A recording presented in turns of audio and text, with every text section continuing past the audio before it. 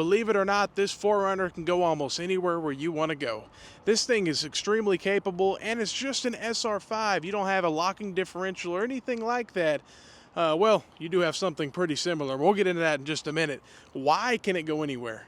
Let's get into it. So let's go right in here, because there's a crucial feature that I kind of just hinted at.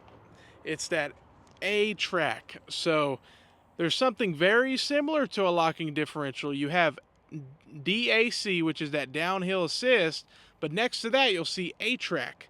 And A-TRAC is very unique. It's only available when you put it in 4 or low, but it's available on all 4Runners that are 4x4s.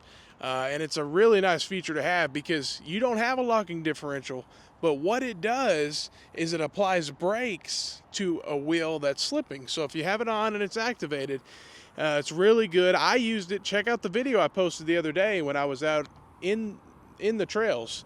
We went through a mud hole and I had it on, and you could hear it activating. It was definitely applying brakes to one of the wheels that was slipping. That way the other wheel could have power. So if you don't know, an open differential is what every car has. It's what this car has. It's what you need to do everyday driving. The problem with that, when you're off-roading, it doesn't work so well, because if one wheel slips, basically each wheel gets equal power, and if one wheel's slipping, it's not, it doesn't take much power to slip. So it's, it's loose or it's in the air, it doesn't take much at all. So the other wheel doesn't get any power then, and it's just a bad situation. That's where you can have a locking differential, which is, I would argue, still more capable than an A-TRAC. Well, I wouldn't argue it, but I would just agree with someone that would say that. But at the end of the day, some people say A-TRAC is just as good, if not better, because honestly, it's a reactive system, and the fact that Toyota calls it active traction control, and it's not an active system, it's reactive. The wheel has to slip first until it can react and actually engage A-TRAC. So it's pretty amazing. So that A-TRAC system, with about, I think it's 9.6 inches of clearance, and this is just an SR5. The stock tires, I mean, they're meaty enough. Can't go through everything, but I can make it through quite a bit. Good approach angle for sure. To get that kind of approach angle on a lot of vehicles nowadays, it just doesn't exist. Of course, a Jeep, a Pro 4X, Frontier, but a lot of them, they don't. But it does stick out pretty far. I'll give them that. But that's a good approach angle right there. But it's just pretty sweet. I have yet to encounter something I can't get through. Again, check out that video I posted. It's pretty sweet. I actually went out somewhere. But I didn't go crazy because it's still brand new. But I'm going to try to take it to some serious stuff.